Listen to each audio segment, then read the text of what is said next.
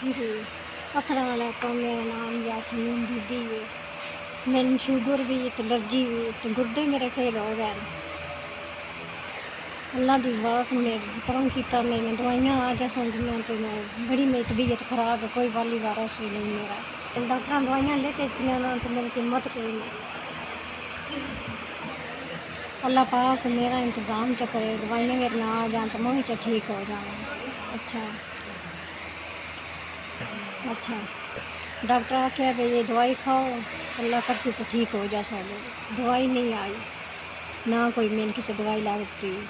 दवाई आ गई की पता अल्लाह करे मैं भी ठीक हो जाऊँ।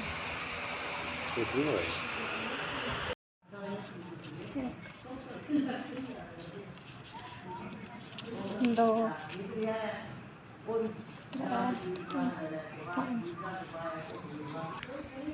दौड़ा गले 5,000 बड़ी मेहरबानी।